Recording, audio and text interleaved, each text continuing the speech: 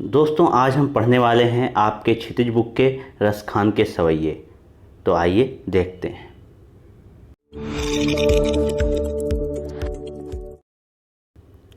Hello दोस्तों, स्वागत है आपका हमारे यूट्यूब चैनल वाह गुरुजी पर। तो चलिए चलते हैं अपने टॉपिक की ओर और आज देखते हैं रसखान के सवैये। तो इसमें सबसे पहले हम देखेंगे रसखान के बारे में। रसखान एक बहुत ही जाने माने कवि थे जिनका जन्म हुआ था 1548 ईस्वी में और मृत्यु हुई थी 1628 ईस्वी में। तो इनका जीवन काल कितना रहा? 80 साल का। अब आप इसको मृत्यु में घटा करके जन्म पता कर सकते हैं और जन्म में से जोड़कर मृत्यु पता कर सकते हैं। फिर देखते हैं इनके जन्म स्थान की बात करते हैं। तो जन्म स्थान इनके दिल्ली के आसपास का बताया जाता है कि इनका जन्म दिल्ली के आसपास हुआ था। इनके गुरु थे गोस्वामी विट्ठल दास। ये रसखान जो है कृष्ण भक्ति में लीन हो गए थे। कृष्ण इनके लिए सब कुछ हो गए थे, वहीं इनके भगवान थे। इनकी कृतियाँ रहीं सुजान रसखान और प्रेम वाटिका। इनकी रचनाओं का संग्रह जो किया गया वो किया गया रसखान रचनावली में। फिर चलिए दोस्तों, इसमें इनके सवैयों में आए हुए कुछ आपके शब्दार्थ हैं, उनको देख लेते हैं, जिससे आपको जब सवैये पढ़ेंगे उसका अर्थ निकालेंगे तो उसमें बहुत आसानी होगी। बसों का मतलब बसना, रहना। बस जाना कहते हैं कि हाँ अब वहाँ गए, हम बस गए वहाँ, तो वही है बसना और रहना।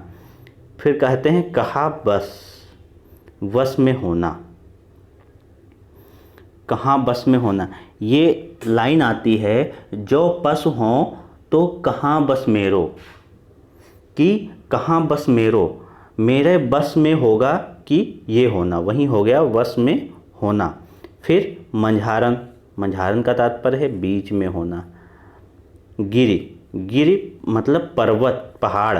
इसको ध्यान रखिएगा, ये आपका पर्यायवाची में बहुत पूछा जाता है कि पहाड़ का पर्यायवाची या पर्वत का पर्यायवाची, जो हम गिरि कह सकते हैं। तो आपको 3 शब्द पता हो गए, गिरि, पहाड़, पर्वत। पुरंदर जो है इंद्र का पर्यायवाची होता है, मीन्स इंद्र को पुरंदर कहते हैं। इंद्र भगवान जो होते हैं उनको पुरंदर भी कहा जाता है। कालिंदी यमुना का है। जैसे गंगा का भागीरथी होता है पर्यायवाची, वैसे ही कालिंदी यमुना का होता है। मीन्स कालिंदी का जहाँ तात्पर्य आएगा इस सवैये में, वहाँ पर यमुना होगा। कामरिया, कंबल कहते नहीं है, कंबल लाओ, कंबल जो ओढ़ने के काम आता है, वहीं कामरिया। तड़ाग मीन्स होता है तालाब। कलधौत के धाम, सोने चांदी के महल। करील क्या होता है? कांटेदार झाड़ी। वारों मीन्स न्यौछावर कर देना, त्याग कर देना। भावतो अच्छा नहीं लगता है। कहते हैं ये मुझे नहीं भाता है, अर्थात ये मुझे अच्छा नहीं लगता, वहीं है भाता का थोड़ा और तद्भव रूप भावतो। फिर बात आती है अटा मीन्स होता है कोठा, अट्टालिका मीन्स थोड़ा ऊंचा, महल भी बोल सकते हैं, ज़मीन से ऊंचा उठा हुआ कुछ। टेर मीन्स होता है पुकारना या बुलाना। तो चलिए दोस्तों देखते हैं अपना पहला सवैया। मानुष हो तो वहीं रस खानी, बसों ब्रज गोकुल गाँव के ग्वारन।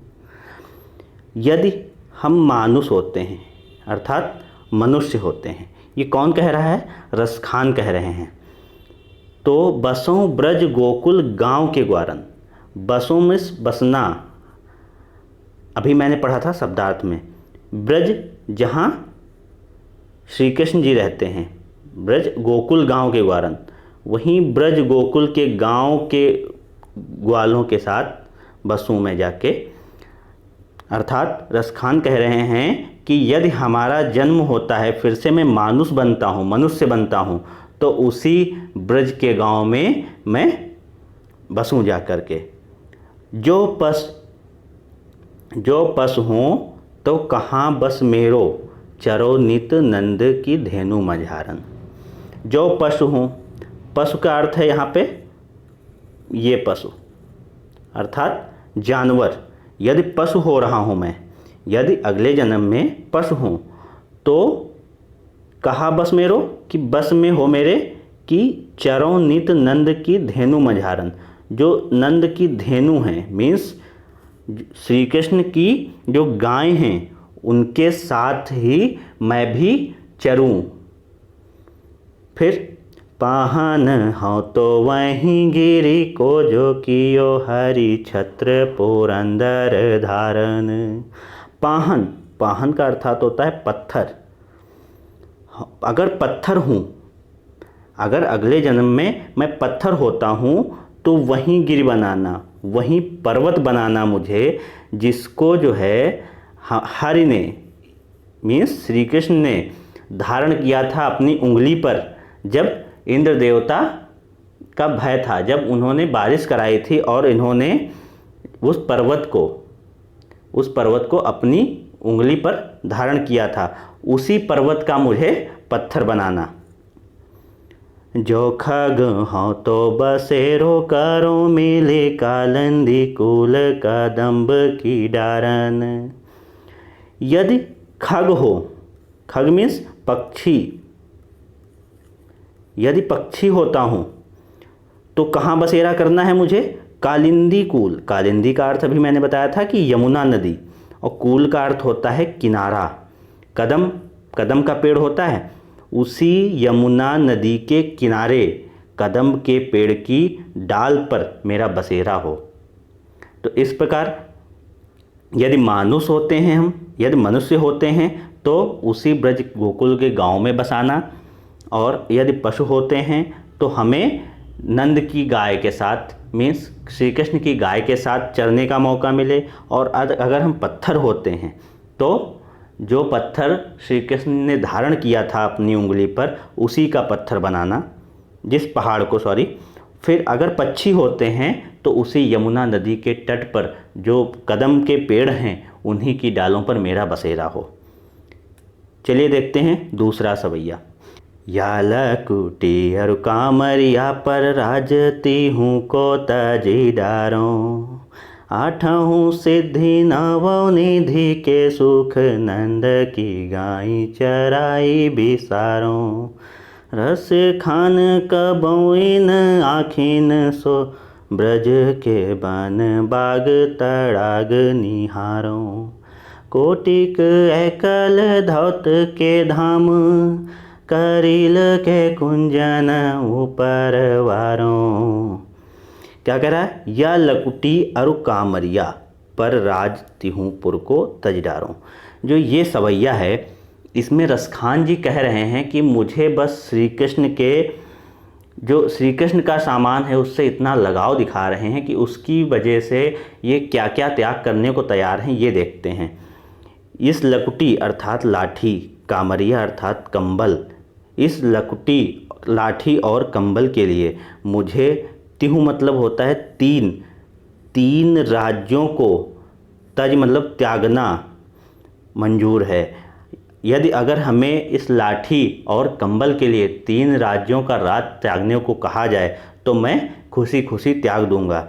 आठों सिद्धि नौ निधि के सुख नंद की गाय चराएं बिसारूं। नंद की गाय, श्री कृष्ण के गाय को चराने का मौका मिलता है तो हम आठों सिद्धि, जो 8 सिद्धियां हैं और 9 निधियां हैं, उनके सुख को भी त्याग करने को तैयार हूँ। फिर रसखान कबों इन आखिन सो ब्रज के बन बाग तड़ाग निहारों। रसखान कहते हैं इन आँखों से मैंने जो ब्रज के वन, बाग, तड़ाग मीन्स तालाब निहारा है, ये बहुत ही प्रिय लगते हैं। कौटी के कलधौत के धाम, करील के कुंजन ऊपर वारों। करील मीन्स जो वो कांटों के पेड़ हैं, उनके लिए हम सोने चांदी के महल भी त्यागने को तैयार हैं। मोर पखा सिर ऊपर राखी हो, गुंज की माल गरे पहरोंगी। ओढ़ी पीतंबर ले लकुटी बन गोधन ग्वारने संग फेरोंगी। भाव तो वो ही मेरी रस खानी सो, तेरे कहे सब स्वांग करूँगी, या मुरली मुरली इधर की अधरान धरी, अधरान धरूँगी। अब इस सवैये में बात हो रही है उन सखियों की, गोकुल के सखियों की, जो श्री कृष्ण के लिए सब कुछ करने को तैयार हैं, उनके सभी सामान को यूज करने के लिए तैयार हैं, लेकिन उनका कहना क्या है, आइए देखते हैं। मोर पखा सिर ऊपर रखी हो। मोर पखा, मोर के पंख वाला मुकुट वो सिर के ऊपर भी रख लेंगी। गुंज की माल गरे पहिरोंगी। गुंज की मालाएं जो हैं वो गरे मीन्स होता है गला, गर्दन, गर्दन में पहनेंगी। पहिरोगी मतलब पहनेंगी। अर्थात पहली लाइन का अर्थ क्या हुआ, मोर पखा सिर ऊपर रखी हों, जो मोर के पंख वाला मुकुट है वो सिर पर रखेंगी और गुंज की मालाएं गले में पहनेंगी। फिर ओढ़ पितंबर लय लकुटी बन, गोधन ग्वारन संग फिरें हो। ओढ़ पितंबर, पितंबर मतलब पीला वस्त्र, श्री कृष्ण जो है पीले वस्त्र पहनते थे। ओढ़ का मतलब ओढ़ना या पहनना, लकुटी लाठी, वन, वन मीन्स वन, गोधन ग्वारन संग फिरूंगी, जो पीला कपड़ा है वो पहन करके और लाठी ले करके ग्वालों के संग हम भी गाय चराएंगे। भाव तो वो ही मेरी रसखानी सो, तेरे कहे सब स्वांग रचूंगी। मुझे जो भी भाएगा सब करूँगी, सब उनके लिए पूरे स्वांग रचूंगी। लेकिन क्या है, लेकिन क्या है, या मुरली मुरली धर की अधरन। ये जो मुरली है, बांसुरी है, किसकी, मुरलीधर की, अर्थात श्री कृष्ण की। अधरान धरी, अधरान मीन्स होता है अधरों के बीच, जो होंठ होते हैं उनके बीच जो रखी हुई, मतलब होंठों से उनके बजाई हुई जो मुरली है उसको अपने होंठों पे नहीं रखूँगी। ऐसा क्यों कह रही हैं सखियाँ, ऐसा इसलिए कह रही हैं गोपियाँ क्योंकि वो इनको अपनी सौतन मानती हैं। अर्थात वो कह रही हैं हम इस बांसुरी की वजह से ही श्री कृष्ण को पा नहीं पा रहे हैं और इनसे दूर हैं, इसलिए इसको वो अपने होठों पर नहीं रखेंगी। सब कुछ उनका प्रयोग करने के लिए तैयार हैं, लेकिन बांसुरी नहीं। फिर देखते हैं अगला सवैया। काननी दे अंगूरी रहबो, जब ही मुरली धुनी मंद बजई हैं। मोहनी तानन सोरस खान, आटा चढ़ी गोदन गई हैं तो गई हैं। तेरी कहों सिगरे ब्रज लोगनी, काल्ही को कितनो समझे हैं। मारी व मुख की मुस्कानी, संभारी न जई हैं, न जई हैं, न जई हैं। यहाँ पर गोपियाँ कह रही हैं इस सवैये में, उनकी इतनी प्रशंसा करती हैं श्री कृष्ण की, कहती हैं कि उनके बगैर हमारा जीना बहुत ही मुश्किल है। उनका इतना आकर्षण है कि हम दूर रह ही नहीं सकते हैं। कैसे, आइए देखते हैं। कानन दे अंगुरी रहिबो, जब ही मुरली धुनि मंद बजई हैं। कानन, कानों में अंगुरी रहिबो, अंगुली, उंगली, कानों में उंगली रखे रहेंगे।